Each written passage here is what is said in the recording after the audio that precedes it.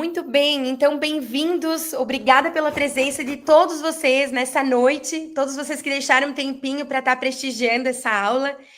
E eu já vou começar então esse check-in, preparem os passaportes, que esse ano nós precisamos publicar o nosso artigo de alta qualidade metodológica numa revista de excelente fator de impacto. O meu nome é Patrícia Pauleto, eu sou professora da Universidade das Américas, em Quito, no Equador. Bem, o que você irá alcançar hoje de noite? Então, o passo a passo para publicar em uma revista renomada, para ir para o próximo nível da sua carreira. Você que quer ser um professor reconhecido na graduação ou na pós-graduação, você que quer participar de editais do CNPq, que quer ser um bolsista CNPq, elevar seu nível de pesquisador a um novo patamar. Você que deseja ter reconhecimento internacional, quem sabe aplicar para um projeto de carreira no exterior, você que quer progredir na sua carreira. Hoje nós vamos mostrar o passo a passo para a publicação, para preparar o seu currículo para as conquistas, para os desejos, para os sonhos que estão no coração de cada um de vocês. Você que é professor, que é mestrando, ainda tem uma trajetória pela frente, nós vamos ajudar vocês a conquistarem esse objetivo, esse sonho que mora dentro do coração de vocês. Tudo isso vai ser apresentado com a metodologia COB Plus. O COB Plus é um centro de treinamento em revisões sistemáticas, revisões de escopo, overviews, ou seja, artigos de síntese do conhecimento. A equipe já tem mais de 200 artigos publicados e já formou mais de 1.300 pesquisadores ao redor do mundo, né? Tanto do Brasil quanto professores de fora também já foram treinados com a metodologia COB Plus. Eu, inclusive, também já fui uma aluna do COB, eu tive meu tempo de COBET no COB Plus, atualmente eu sou professora do COB, mas eu também tive a época de estar treinando, aprendendo muito sobre revisões sistemáticas. Eu consegui publicar depois que eu me aprofundei dentro da metodologia, que eu passei a conhecer melhor como fazer uma revisão sistemática nos padrões COB, ou seja, com alto rigor metodológico. Eu consegui chegar na marca de 40 publicações em excelentes revistas, sempre em alto fator de impacto. Isso aconteceu nos últimos 7 anos. E hoje em dia eu estou colhendo os frutos, então, desse reconhecimento, desse meu currículo que me ajudou a conquistar diversos sonhos que eu tinha dentro do meu coração, e eu vou compartilhar alguns desses sonhos, desses projetos que eu tinha, que graças a Deus e graças ao COB, eles se tornaram realidade. Em 2021, eu tive a oportunidade de ser aluna visitante na Universidade de Zurique, na Suíça, onde eu tive contato com a área que eu trabalho, que é disfunção temporomandibular. Eu cheguei na marca, né, de 44 artigos publicados esse ano. Então, dentro desses 7 anos também de estudando a metodologia, eu consegui preparar muito bem o meu currículo para conseguir atingir os objetivos. Eu fiz meu doutorado pela Universidade Federal de Santa Catarina, onde eu tive a oportunidade de conhecer a professora Graziella, ela foi minha orientadora de doutorado, então foi aí que eu comecei toda a minha trajetória. Atualmente eu sou professora do COB UFSC também, e eu sou professora de graduação e pós-graduação numa universidade, na Universidade das Américas, em Quito, no Equador. Casei com um equatoriano, me mudei, mas graças também a um currículo bem robusto que eu tinha, eu não demorei 2 minutos falando com o reitor da universidade, que ele já ficou encantado e disse: olha, eu já sei em qual matéria que você vai ministrar, eu quero também que você nos ajude com a parte de pesquisa aqui na universidade, que no Equador não tem muito essa questão da pesquisa. Então, com o meu currículo, ele conseguiu nem tinha documento na época, ele já conseguiu conciliar um espaço para mim dentro da universidade.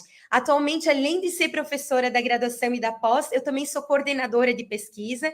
Então, meu intuito é fazer essa formação dos professores no Equador para que a gente consiga elevar o número das publicações, que o Equador também apareça na categoria mundial das pesquisas científicas. Além disso, eu sou uma empreendedora, eu tenho uma clínica odontológica junto com meu esposo, em Quito, no Equador, então eu faço toda a parte administrativa, atuo como dentista na minha clínica, e também nós temos, no mesmo prédio, nós temos uma instituição de ensino, que é o Innovare Training Center. Nesse centro de ensino, nós treinamos outros dentistas também em diversas áreas do conhecimento. A gente convida professores de diversas partes do mundo para que eles venham ministrar seus conhecimentos no nosso instituto. E o nosso objetivo também é melhorar a qualidade do ensino, da odontologia do Equador. Eu falei para vocês de vários sonhos que eu tinha, que eu estou mostrando alguns que eu consegui realizar, que era ser professora universitária, ter um currículo forte para poder concorrer para esses meus objetivos. E um dos maiores sonhos que estava dentro do meu coração, antes mesmo de eu... assim que eu entrei na universidade pública, na UFSC, para fazer odontologia, era que eu queria muito ser professora da Universidade Federal de Santa Catarina. Então, pouco a pouco, eu fui me preparando, fui avançando degrau por degrau para, assim que possível, ter todas as ferramentas necessárias e passar no concurso que era para ser professora da Universidade de Santa Catarina. E eu, finalizando meu doutorado, abri um processo seletivo para professor da área de oclusão da UFSC, e eu fui aprovada, depois de um tempinho eu fui nomeada para ser professora da Universidade Federal de Santa Catarina, com nota 10 no currículo. Então, entre todos os candidatos, eu fui a candidata, graças a um currículo bem forte, bem robusto, com nota 10 no currículo. E com toda a propriedade, eu posso dizer para vocês que as revisões sistemáticas me ajudaram muito nesse processo, porque a gente sabe que não tem tempo para ficar conduzindo estudos clínicos, estudos observacionais, que requerem tempo de acompanhamento. Então, a revisão sistemática acaba sendo uma excelente oportunidade para quem precisa publicar, e publicar com uma certa urgência. Bom, eu falei aqui das minhas conquistas, além de ser essa pessoa, essa professora, essa dentista, eu também nunca imaginava que as publicações, que o meu currículo, que essa minha trajetória, ela me traria coisas que eu, que vim lá do interior, de uma cidadezinha de 8 mil habitantes do Rio Grande do Sul, poderia imaginar, que era conhecer diversos países, levando e também buscando conhecimento. Então, aqui eu trouxe algumas fotinhos dos países que eu pude visitar nessa minha trajetória acadêmica, sempre, obviamente, levando e buscando conhecimento.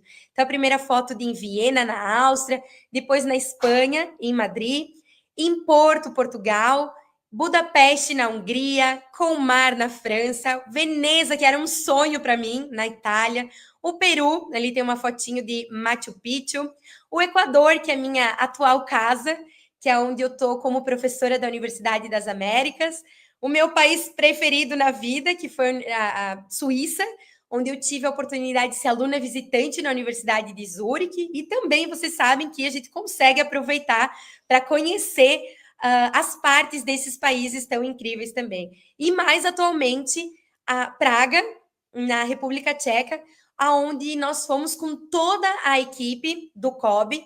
Então, foi um momento muito especial que a gente pôde fortalecer os laços entre a nossa equipe, passar um momento juntos, além de aprender muito sobre todas as novidades que estavam acontecendo na área de síntese do conhecimento. Aprendemos muito sobre todas as novidades, novos checklists, a parte de inteligência artificial, adquirimos muito conhecimento para poder estar compartilhando com vocês. Então, foi o maior congresso na área de síntese do conhecimento, a gente teve a oportunidade de participar em setembro de 2024. Bem, aqui eu mostrei minhas conquistas, as viagens, mas eu queria compartilhar que nem sempre foi assim. Eu precisei subir uma escadinha aos passos, realmente bem devagarzinho, fui me aprofundando, conhecendo o método, mas não foi fácil, foi realmente uma trajetória de muito aprendizado que eu tive que ir pouco a pouco avançando. E eu vou contar essa história para vocês. Bem, antes de ser dentista, eu acho que no fundo do meu coração eu sempre quis ser professora. Isso é muito verdade, porque quando eu volto para pensar quando eu era criança, qual era a minha brincadeira favorita, eu lembro que era de aulinha. Então, eu tinha minha lista de chamadas, eu tinha meu quadro de giz, onde eu dava aula para os meus alunos imaginários. Eu chamava atenção, eu explicava algum conteúdo. Então, no fundo de tudo, depois eu acabei escolhendo odontologia como profissão a seguir, mas já no primeiro dia da minha graduação, eu vi meu professor entrando e eu pensei, nossa, que incrível, eu posso ser as duas coisas, eu posso ser dentista e eu posso ser professora também. Mas, obviamente, eu já sabia, mesmo sendo caloura lá na universidade, eu sabia que para eu atingir o meu sonho, que era ser professora, ainda mais professora da Universidade Federal de Santa Catarina, porque eu queria morar em Florianópolis, eu precisava cumprir alguns degraus, cumprir alguns objetivos para conseguir chegar aonde era o meu objetivo. Então, eu terminei a minha graduação em 2015 e logo ali eu já entrei no mestrado. Então, antes de me formar, eu já tinha feito a prova para o mestrado e eu já tinha sido aprovada. Por quê? Porque durante a minha graduação eu já fui plantando as sementinhas para eu poder colher e realmente atingir meu objetivo. Então, eu fui participando de pesquisas, eu fui conversando com os professores como eu poderia ajudar, participei de projetos de extensão. Então, na hora de fazer a prova do mestrado, eu já tinha um currículo interessante para conseguir ser aprovada. Então, foi aí que eu comecei o meu mestrado. Bem, na minha primeira reunião com o meu orientador, nesse momento que eu passei no mestrado, é designado um orientador, que ele vai nos guiar durante todo esse processo. O meu orientador me chamou, ele disse, Patrícia, sua dissertação será uma revisão sistemática. E aí eu fiz aquela cara de, não sei se era de susto, de pavor, eu me lembro que eu queria sair correndo. Eu pensei comigo, eu não falei nada, mas eu só pensei, que é isso? Ai, meu Deus, será que eu escolhi certo? Será que eu estou no lugar certo? Por quê? Porque dentro do meu coração eu sabia que eu queria ser professora. No entanto, eu não tinha imaginado que eu ia ter que desenvolver pesquisa, que eu ia ter que dar todas as coisas que eu ia fazer, às vezes, me deparar com metodologias que eu nunca tinha ouvido na minha vida. Então, foi um susto, um choque, eu fiquei realmente apavorada. O que é uma revisão sistemática? Bem, mas não falei nada, fingi costume para o meu orientador e, obviamente, depois eu fui pesquisar para ver o que era essa tal na revisão sistemática, porque eu disse, já que eu estou aqui, eu preciso cumprir esse meu objetivo. Um detalhe importante do meu mestrado é que a minha família não queria que eu fizesse mestrado. O sonho do meu pai era que eu fosse trabalhar num consultório, que eu ganhasse muito dinheiro. Imagina, eu ia falar, já tinha passado 5 anos estudando. Eu contar para o meu pai assim, eu vou passar mais 2 anos da minha vida estudando e depois mais 4, quem sabe, no doutorado. Não foi nada legal. Então, eu até comecei meu mestrado escondido da minha família, porque não era bem os planos que eles tinham para mim. E como eu tinha já me proposto a fazer isso, eu decidi que eu ia dar meu melhor. Então, eu saí da reunião com o meu orientador e disse: vou fazer isso realmente acontecer, porque eu preciso que isso aconteça, eu preciso atingir meu objetivo.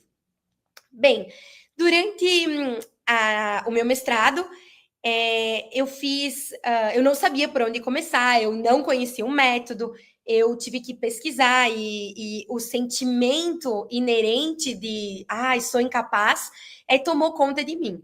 Mas durante o mestrado nós temos que fazer algumas disciplinas que são consideradas obrigatórias. Dentre essas disciplinas oferecidas no nosso mestrado, existia uma disciplina de revisão sistemática. Até ela era oferecida pelo professor Mesomo, na época, e pela professora Graziela De Luca Cano. Então, eu me inscrevi na disciplina, que tem uma foto também com os meus colegas de mestrado, com a turma que eu entrei junto, e a gente se inscreveu nessa disciplina de revisão sistemática para aprender a fazer essa tal de revisão sistemática. Então, durante a disciplina, eu aprendi o passo a passo, mas, obviamente, me faltava um pouco de maturidade, faltava ainda aprender com mais profundamente esse método. Mas, obviamente, já me ajudou a ter um norte e eu consegui conduzir. Então, pouco a pouco, eu levei quase os 2 anos do meu mestrado para poder executar esse projeto, né, que viria a ser minha dissertação de mestrado, e no final deu tudo certo, saiu, brotou a minha revisão sistemática lá, no final das contas deu tudo certo.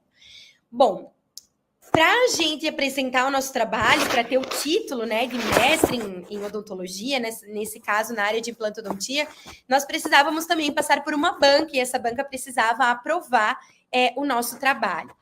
Aí, na hora de escolher a banca, o professor Mesomo fez algumas sugestões, né, de pessoas da banca, e uma delas, vejam nessa foto quem que foi na minha banca, né? Essa fotografia também é do dia da minha defesa de mestrado. A professora Graziella. E o meu coração voltou a ficar inquieto, porque a professora Graziella era uma expert, ainda é, hoje conhecida mundialmente. A professora Graziella, ela sempre ganha prêmios de reconhecimento como os pesquisadores mais influentes do mundo, justamente por toda a experiência que ela trouxe do pós-doc dela lá do Canadá, e ela compartilhou com todos os professores que ela veio a treinar nesses longos, nesses 10 anos de COB. Então, imaginem o meu coração, o meu desespero no dia da minha defesa, né? Eu queria que fosse um dia incrível, mas eu sabia que eu ia ter um desafio aí, porque uma grande experta ia estar julgando o meu trabalho. E eu confesso para vocês que foi muito frustrante saber dos erros que foram apontados pela professora Graziella. É super normal, porque eu estava iniciando na época, mas a gente gostaria sempre de que a nossa defesa fosse um espetáculo, que fosse incrível, que tudo saísse bem, ainda mais que meu pai estava na plateia e eu precisava dar orgulho para ele naquele momento, né? Senão ele devia estar me assistindo e dizendo, eu falei, devia ir para o consultório, devia ir trabalhar. Então, né, foi frustrante a gente saber que 2 anos de eu ter feito todo um trabalhão do cão, que ia fazer uma revisão sistemática, para ser apontados tantos erros nessa defesa. Bom, entre os erros que a professora Graziella apontou da minha dissertação, foi erros na seleção dos estudos. Então, vejam que eu já errei lá numa das primeiras etapas da revisão sistemática. Erro na definição do tipo de estudo. Isso é bem comum quando a gente trabalha com artigos, com estudos clínicos, porque nem os autores, às vezes, eles conseguem caracterizar o tipo de estudo que eles conduzem. Tem muitos erros, realmente, a gente precisa redefinir o tipo de estudo dentro do nosso trabalho, dentro da nossa revisão sistemática. Então, ali também, ela apontou esse tipo de erro. Também apontou um erro na análise do risco de viés, e isso eu nunca vou esquecer. Eu já tinha um artigo pronto, já tinha submetido para uma revista, e eu nunca vou esquecer o que um revisor disse para mim. Ele disse, não é hora de inventar a roda. Utilize uma ferramenta validada na literatura. Porque o que eu fiz na minha inocência, executando uma revisão sistemática? Eu adaptei uma ferramenta de risco de viés para ficar mais fácil para mim, enfim, para incluir todos os estudos que eu tinha dentro da minha revisão, que eram de diferentes tipos de estudo. Então, nunca vou esquecer que ele disse, olha, Patrícia, não é hora de inventar moda, vamos utilizar uma ferramenta referência para avaliar o risco de viés. Então, esse foi outro erro também que eu cometi dentro da minha revisão sistemática. Bem, como eu cometi erro na seleção dos estudos, como eu cometi erros na análise do risco de viés, eu acabei tendo erro na meta-análise, porque eu incluí estudos que não deveriam estar incluídos na meta-análise. Além disso, se a gente erra na meta-análise, nós também vamos errar na apresentação dos resultados, porque os resultados fruto, nesse caso, né, foram os frutos da minha meta-análise, então eu fiquei até com os resultados da minha revisão inadequados. E isso realmente foi muito triste e bem frustrante nesse momento que era para ser tão especial. Bem, mas o que eu aprendi com tudo isso, né?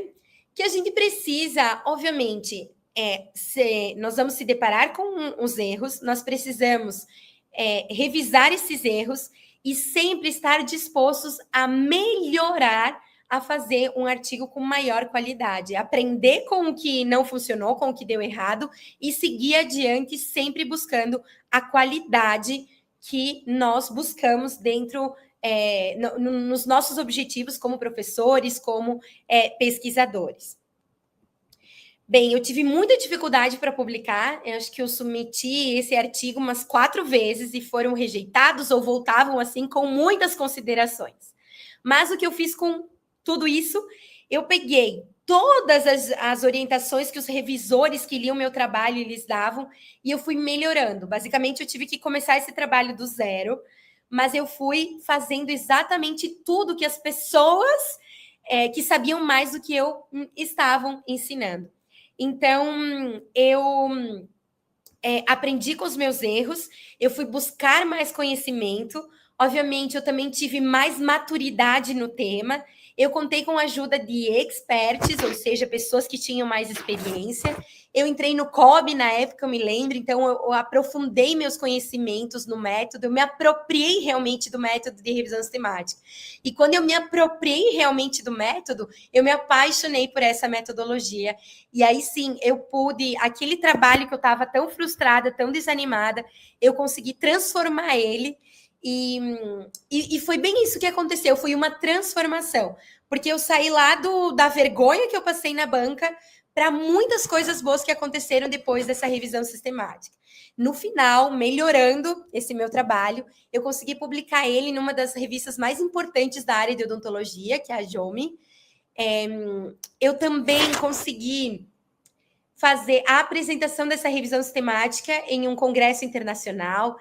Esse trabalho ele ficou entre os artigos destacados pelo ITI, que é uma instituição de ensino que está pelo mundo todo, então ficou dentro dos artigos sugeridos por essa grande instituição.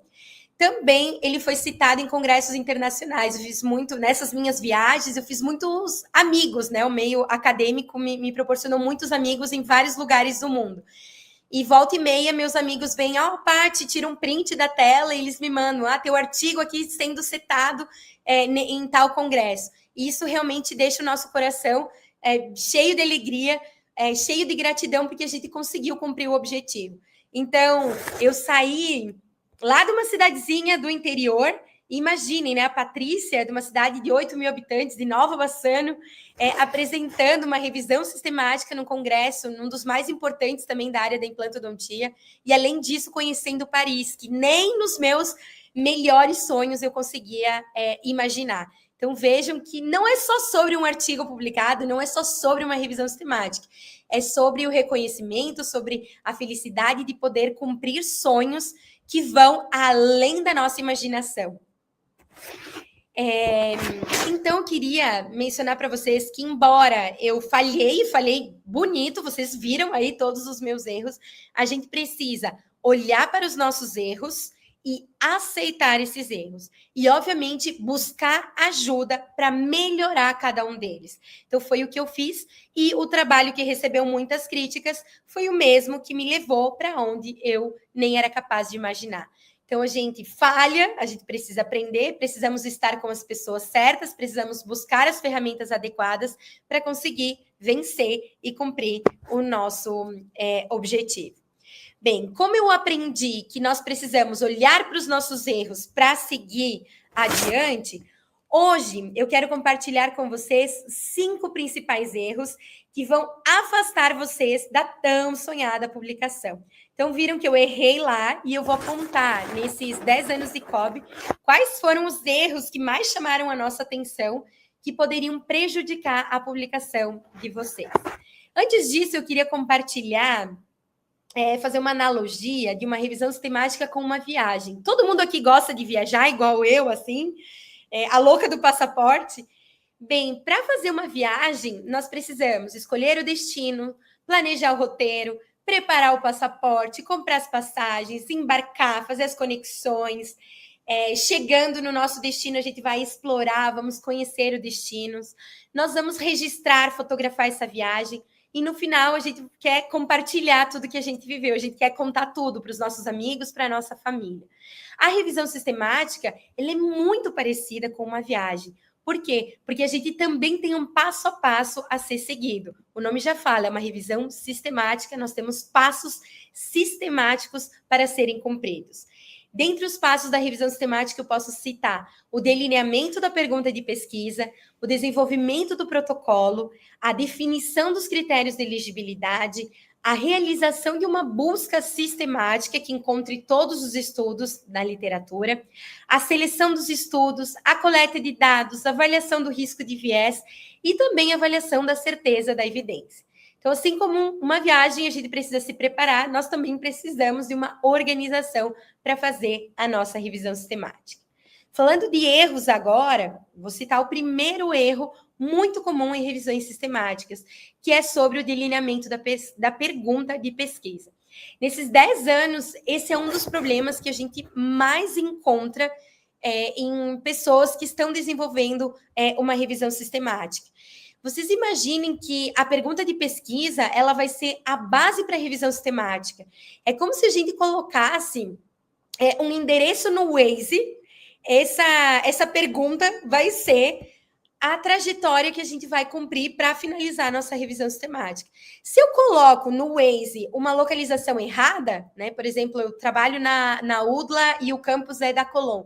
Se eu coloco a UDLA do campus UDLA Park, essa direção, esse Waze vai me fazer sair da minha casa e ir para uma direção completamente errada.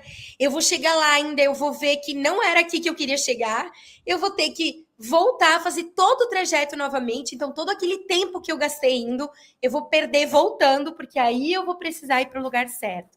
É assim com uma pergunta de pesquisa. Se a gente elabora uma pergunta de pesquisa adequada, a direção, ou seja, a trajetória da nossa revisão sistemática, também vai ser adequada. Se a gente erra a direção, consequentemente, todas as outras etapas vão estar equivocadas.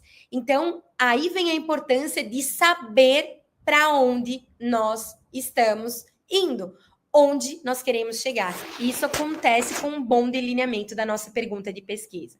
Lembrando que a pergunta de pesquisa, ela precisa ser focada e também ela precisa ser baseada no acrônimo de pesquisa. Com isso, a gente garante que essa pesquisa ela tenha todos os itens necessários para poder realmente tornar ela uma pergunta focada que vai levar a gente na direção adequada. Aqui eu trouxe um exemplo de pergunta de pesquisa que estaria mal formulada. Então, já vi várias assim, nesse estilo. Como tratar a dor orofacial? Imaginem que essa pergunta ela é muito ampla, ela não está sendo específica, ela não está utilizando nem acrônimos de pesquisa. Então, certamente, eu só olho para essa pergunta de pesquisa e eu já sei que aqui não seria adequado fazer uma revisão sistemática, certo? Então, outra metodologia, outro método de síntese do conhecimento poderia ser utilizado para responder essa pergunta de pesquisa. Veja uma pergunta agora adequada. É uma pergunta muito mais... Ela é mais extensa, mas ela é muito mais focada, porque ela direciona exatamente o que nós gostaríamos de saber com essa pergunta de pesquisa. Então, em pacientes com dor orofacial muscular, a terapia com placas oclusais reduz a intensidade da dor em comparação à fisioterapia manual após 8 semanas de tratamento? Então, vejam que é uma pergunta muito focada, muito específica, com todos os itens, com todo o acrônimo, com a comparação, com a intervenção, até baseado na pergunta eu já sei qual é o tipo de estudos que eu preciso incluir dentro da minha revisão sistemática. Então, uma diferença bem grande. Então, nós precisamos saber, né? Tem aquela frase que diz assim, se você não sabe para onde ir, qualquer caminho serve, né? Mas é um caminho que não vai te levar a lugar nenhum. Você precisa saber qual é o caminho e você precisa começar esse caminho pela sua pergunta de pesquisa. Segundo erro comum, falhas no desenvolvimento do protocolo. O que é o protocolo? O protocolo é como se fosse o planejamento da nossa viagem. Então, se a gente quer viajar e passar bem na nossa viagem, aproveitar tudo que esse país, tudo que esse lugar tem para nos oferecer, nós precisamos, obviamente, planejar. Comprar as entradas dos lugares, fazer um roteiro, tal dia, a gente vai para tal cidade, depois nós vamos ir para tal lugar. Então, é um guia realmente de como vai ser a sua viagem. Se nós erramos no planejamento, nós também vamos falhar na condução da nossa revisão sistemática. Imaginem fazer uma viagem sem um roteiro, sem um delineamento.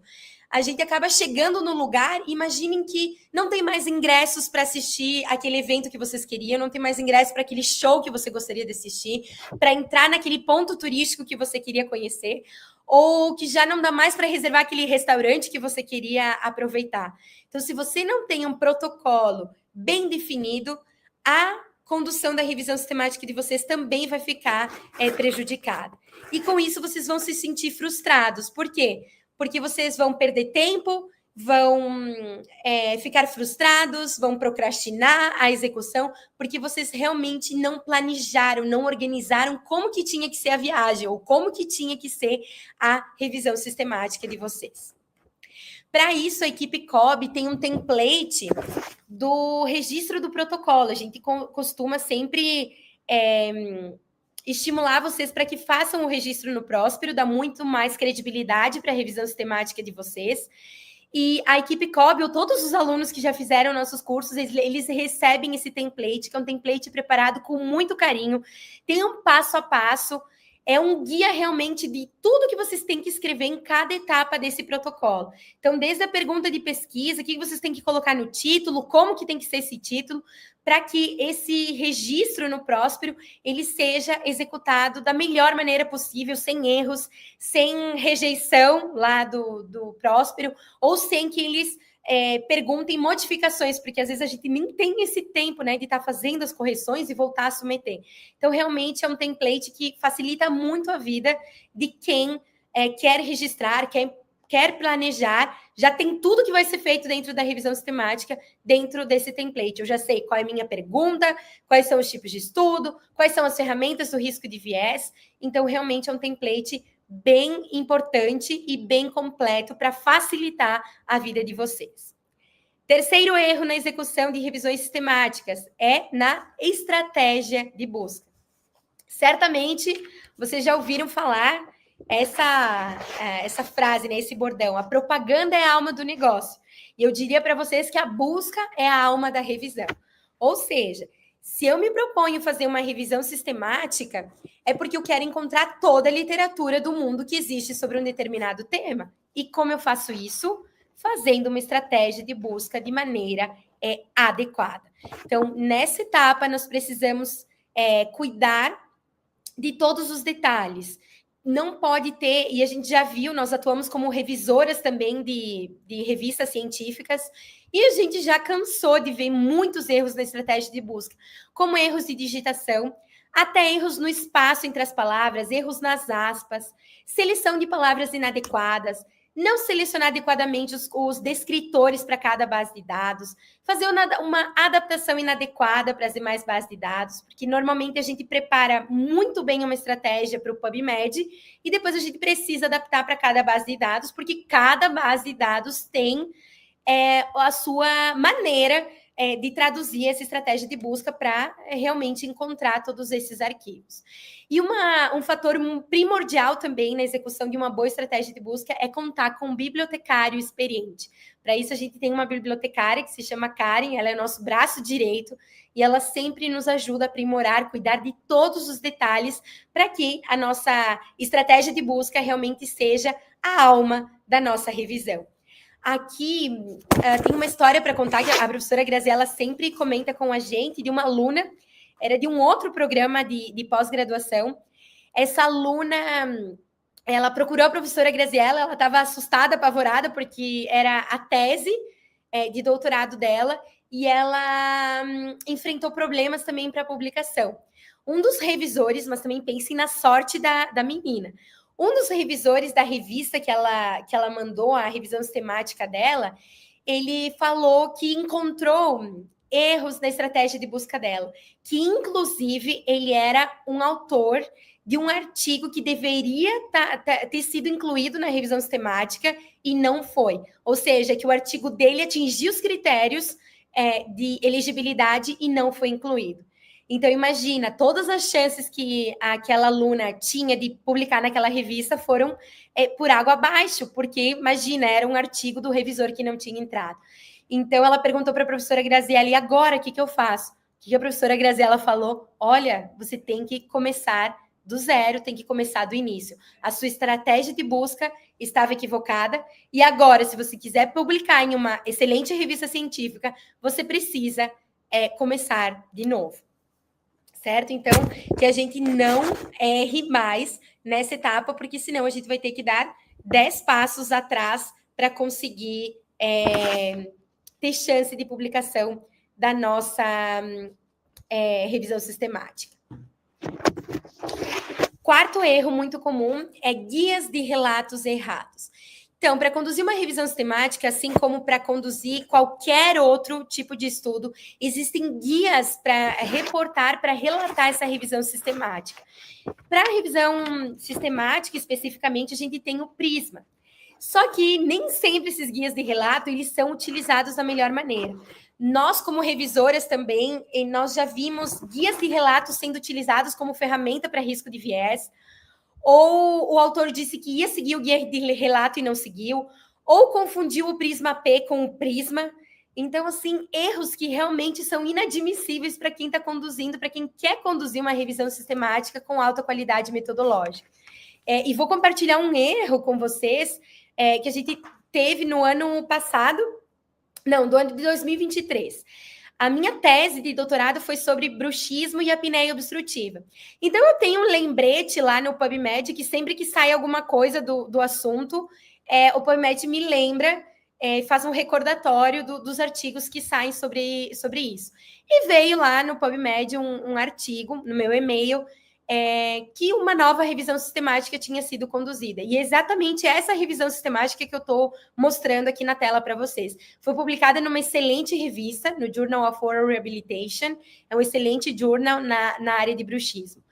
E já no título, quando eu disse assim, meu Deus, né? Eu só olhei o título e disse, tá estranho isso, né? Mas vamos ler completa para ver o que tem aí. Mas só no título, gente, vocês já conseguem se dar conta dos erros que esses autores conduziram.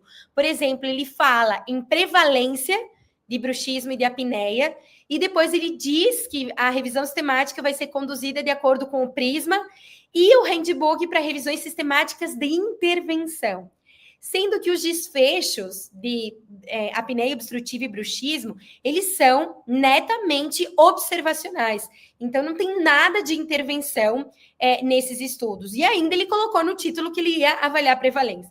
E ainda na conclusão dele, ele falou de associação. Então, ele fez, assim, uma bagunça completa de termos, uma bagunça de guias. Foi, assim, um desastre. E daí eu comentei com a professora Graziella e ela deu a ideia, ela disse, Paty, a gente não pode deixar isso acontecer, porque a gente a gente faz as revisões temáticas com tanto rigor, com tanto capricho, com tanto cuidado, que um clínico pode pegar o resultado dessa revisão sistemática e entender completamente algo equivocado, algo que não é real. E eu disse, então, professora Graziella, o que vamos fazer agora? Ela disse, olha, o caminho adequado seria a gente escrever uma carta ao editor apontando os erros dessa revisão sistemática. Foi o que a gente fez. Nós decidimos escrever uma carta ao editor apontando todos os erros que esses autores cometeram dentro, e vou dizer para vocês que não eram poucos, foram realmente vários erros.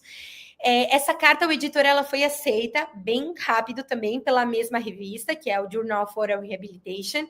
Então, a gente, pelo menos, agora, quem pesquisa esse título de revisão sistemática vai se deparar com essa carta ao editor, e vai poder observar que os resultados não é bem o que esses autores encontraram na literatura. Mas para compartilhar para vocês, ter uma retratação ou ter uma carta escrita ao editor é algo que nenhum de nós pesquisadores gostaríamos de ter nosso nome envolvido. Então, a gente precisa ter muito cuidado. Só no PubMed eu fiz uma pesquisa rápida com termos correção ou erratas e eu observei que existem mais de 1990 resultados de erratas e correções de revisões sistemáticas no PubMed. Então, realmente, os autores, os pesquisadores, eles não querem ter seus nomes envolvidos, né, nesse tipo de artigos publicados. Por isso que não é só com números que a gente se preocupa. Nós precisamos nos preocupar com a qualidade, com o rigor metodológico. Nós precisamos nos apropriar do método para poder elaborar revisões temáticas com alto rigor metodológico. Quinto e último erro é não se planejar em relação ao tempo. Não basta querer publicar uma revisão sistemática simplesmente. Nós precisamos nos organizar em relação ao tempo para poder executar todas as etapas de maneira adequada da nossa revisão sistemática. Então, muitas vezes a gente acha que amanhã eu faço, depois, o mês que vem, e a gente vai procrastinando. A gente acha que não precisa de ajuda, que vamos procrastinar até que dá, a gente não se organiza, é uma correria que a gente tem na nossa vida, vai deixando sempre para depois, não separa o tempo para fazer revisão sistemática e vai adiando o nosso sonho. Quando vê, já é hora de abrir o edital e aquele sonho de ser professor, de ser um pesquisador reconhecido, não acontece. Por quê? Porque a gente procrastinou, a gente não se organizou, a gente simplesmente deixou o tempo